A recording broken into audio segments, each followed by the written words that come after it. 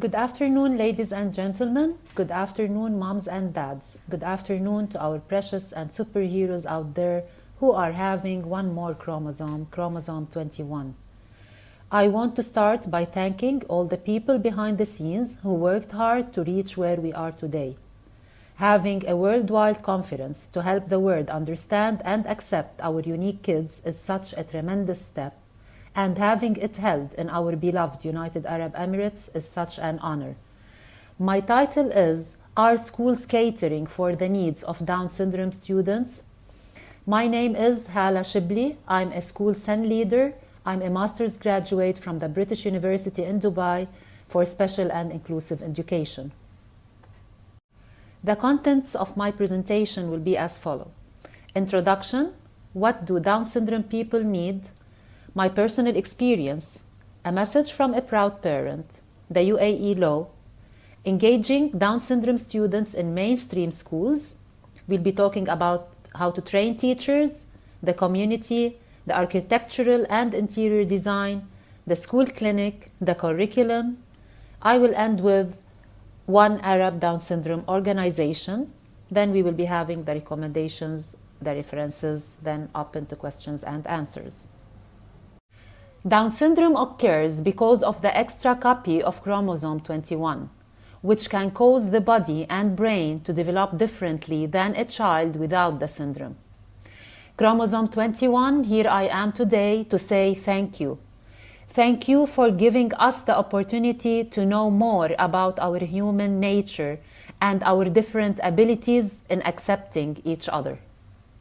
I would like to start with the most important part, which we are all here today to defend.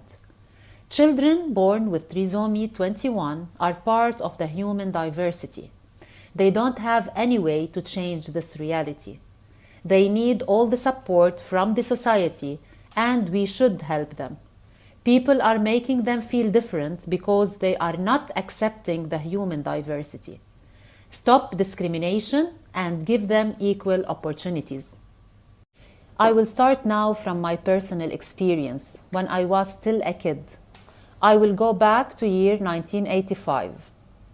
Being a Lebanese child living in Lebanon, I used to see a child tied by the branch of a tree. This child was tied every morning till late afternoon, where I used to see his father untying him when he comes back from his work, and take him inside the house just for the overnight sleep. This child used to cry and shout the whole day. His mother used to pass by the tree every now and then, not to calm him down, but to shout at him, trying to force him to stop screaming. That made him more frustrated and made his screaming even higher. This picture, which I can never delete from my memory, will always be there like a nightmare. That kid was a Down syndrome child for a family who didn't accept a gift from God. This child was my inspiration, which helped me choose my career to be the person I am today. Standing here to say no for any miscommunication, no to any misunderstanding, no for not accepting the differences, and trying my best to help as much as I can to achieve goals within my career to help those children. Try my best from my small spot in this big world to do a change.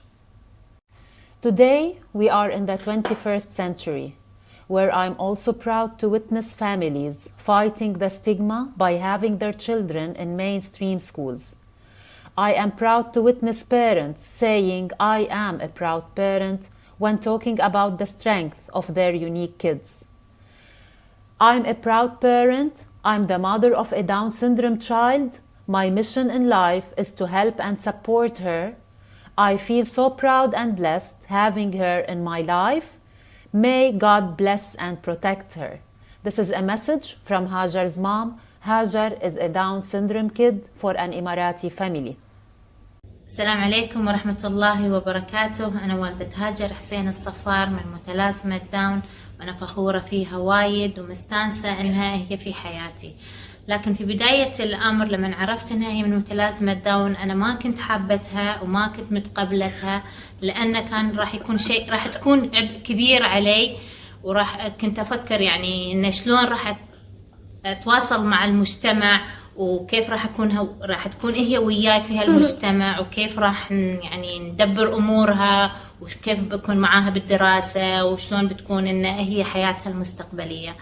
لكن الحمد لله هالفكرة كانت خاطئة، وإحنا الحمد لله عرفنا إن هذا الشيء غلط، يعني شيء غلط إن نفكر بهذا الشيء. هم بالعكس ملائكة البيت، وهم شيء جميل جدا إن يكونون معانا في هالحياة، وأنا مستانسة فيها وايد. يعني يا ليت إن في بعض الناس يشيلون هالأفكار اللي في راسهم للحين، إنه يقولون يسألوني لما يشوفوني مع هاجر، يسألوني أنتي ليه الحين تطلعينها معاك؟ ما تستحين تطلعينها؟ ما تخجلين إنك تطلعينها معاك؟ فكنت أقول لهم لا بالعكس، أنا فخورة فيها، وهذه ما فيها شيء، وهي حالها حال كل الأصحاء. يعني الحمد لله أنهم نعمة من رب العالمين، ولله الحمد أن إحنا من عيال زايد وأبناء الإمارات، ولنا الفخر أن حكومتنا الرشيدة ما تقصر على هذه الفئة من أبناء الإمارات، وشيوخنا الله يعزهم مهتمين فيهم بكل كبيرة وصغيرة، ومهتمة في تعليمهم ومهتمة في حياتهم، وما قصرت معاهم. جزاهم الله ألف خير، والله يعطيهم الصحة والعافية. I would like to state this from the UAE law. In the education side, the UAE Disability Act requires public and private schools must provide equal access to all children. No school in the UAE can refuse the admission of a child with special needs. All children have the right to education, and all children must be accepted and welcomed in mainstream schools. This huge social development is a great leap which made our kids live in a safer environment, an environment that is working hard with all the capacities from governments and potentials from decision makers. How many governments around the world believes in inclusive educational policy? If you do believe, is it applied in reality? As an educator, as a teacher who dealt with many DS students, and today as a SEN leader in one of the most presentable schools in the UAE, I can say that we are doing our utmost best to cater for the needs of any student with educational needs. I am here to address all the societies around the world who started the inclusion policy in schools. Are you fully aware of the needs of Down syndrome students? When I say are you fully aware, I mean are the people within the school premises aware? Let's start from the teachers who should have the full potential to deal with those students. Are the teachers well trained to deal with multiple intelligence? Are the teachers ready to deal with multiple levels of students? Is there a support person for the teacher, not for the student? A support person for the teacher who has a full class and a Down syndrome student within the class. All teachers have a background that a DS student is okay to be exempted from most of the academic tasks given. Children with Down syndrome are often referred to as warm, kind, interesting, happy, good-natured, charming, and generally good social functioning. However, they can also be sad, careless, stubborn, and convey routine, and might show compulsive behaviors. The question is, shall the teacher stop teaching if she feels that a compulsive or bad behavior exists? The answer is, you need to continue teaching. But teaching needs to take place in the right way. The teacher needs to also know that those students are mostly visuals. They like to learn using visual aids. They like to watch videos. They like to imitate. Here, a teacher will encourage good behavior by imitating a good behavior. It is also important to provide support and training to teachers and parents to to monitor and detect children's symptoms and behaviors such as depression, bullying, chronic stress, and other behavioral problems. Never let the teacher feel frustrated. Give her or him all the information they need. Teachers need to be fully ready and knowledgeable to teach students with different educational needs. Work on the teacher's skills and potentials. Being an inclusive school is a process where many factors work together. We need to think also about the community, where the Down syndrome student will be in direct contact with school principals, school management, teachers, drivers, security guards, helpers, and every person within the school premises. Is this community ready to deal with the DS student? Ready to accept him being different, accepting his needs and encouraging his potentials? The first community that will be surrounding the Down syndrome student will be his classmates. Are they also ready to accept their colleague? Are they socially and emotionally trained to accept different students and different behaviors? We all know that it is hard for students to accept other students smoothly. What do you think the case would be if the new student in class is a Down syndrome kid? How would the reaction be?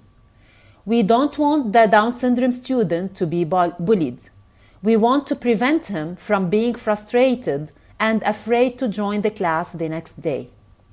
Those students don't have the ability to express their needs and most probably will not be able to express to you as an adult that they are being bullied. So it is better to educate students before including Down syndrome students. Teach them how to be responsible in accepting differences. This will also help their own well-being. This will help them understand and accept the human diversity. This will help us witness the birth of a unique generation by supporting our children's emotional well-being and resilience. We also need to check the architectural and interior design of the school. Is the school building ready to have Down syndrome students? We need special equipped halls to teach them crafts like carpentry and painting. Students with Down syndrome also like swimming, cycling, gymnastics. We know that sensory rooms are valuable places in schools for students with educational needs in general. Are the sensory rooms also good for Down syndrome students? The answer is that it depends on the case of the DS student. Some might be oversensitive to some sensory inputs. Others might need more sensory inputs, mostly if the case is a Down syndrome case with autistic signs as well. To be a full inclusive school, we need to have a place within the school premises like the sensory room. This place needs to be equipped to cater for the needs and talents of DS students. So instead of having them in special organizations which help them learn different kinds of craftsmanship, teachers who can teach those skills need to be also hired in schools to be fully inclusive and ready to work with the talents of those kids. What about the school clinic? Are the doctors and the nurses fully aware of the cases of the Down syndrome students in the school? A Down syndrome student is like any other student who needs to visit the school clinic every now and then.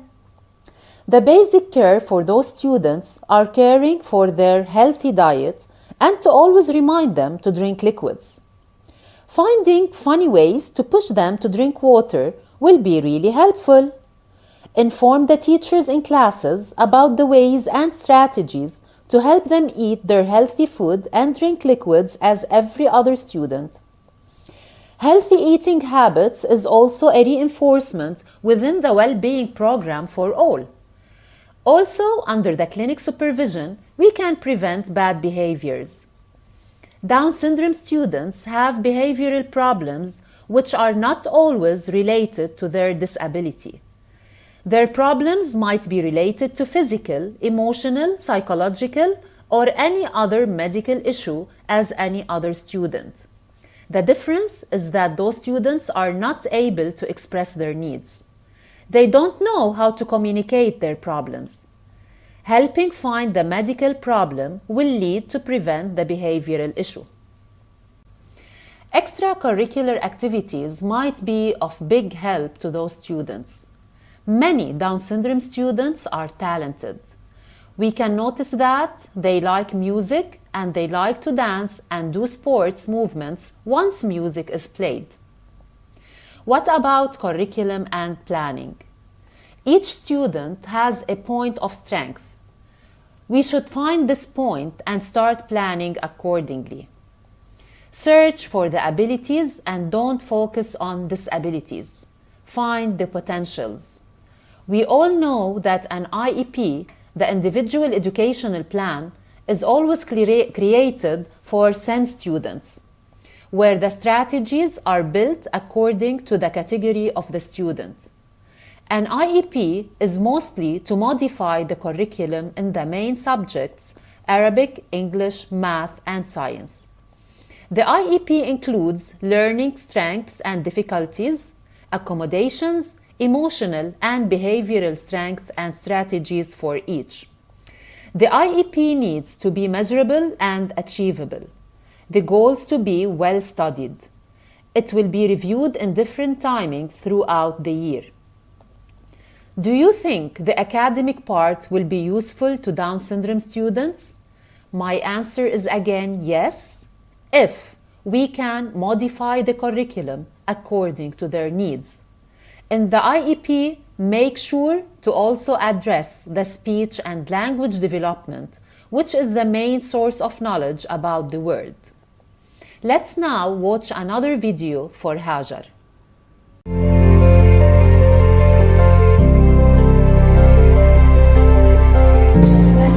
عسل شو تحبين؟ ألعاب تحبين تلعبين؟ ليه شو تحبين تستوين يوم تكبرين؟ أبي وشو من الحيوانات تحبين؟ مراد كعب؟ إيه شو يسوي الكعب؟ نو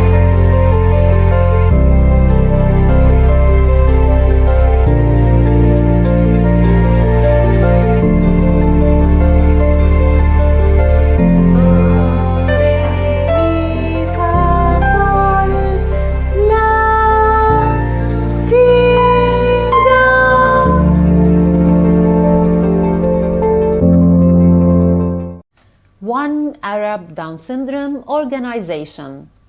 Are we ready for inclusion?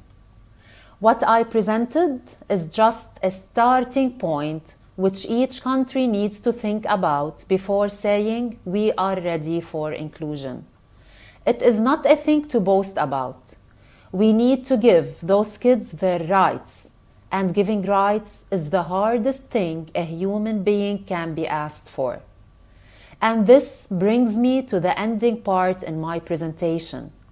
Being an Arab living in the Middle East, where many Arab countries took the step and worked hard to have Down syndrome associations, please allow me from here today to take the opportunity and ask for a national Arab organization for Down syndrome and have a national ID where the Arab region can have a branch in the Down syndrome international community. Thank you. Finally, I would like to recommend the following points. Schools to be well established and in full readiness for catering for the needs of Down syndrome students. As per the Convention on the Rights of Persons with Disabilities, we are required to promote, protect, and ensure the full enjoyment of human rights by persons with disabilities and view them as full and equal members of society. All Arab institutes of Down syndrome should join efforts and collaborate to stand internationally as one Arab Down syndrome organization. Thank you.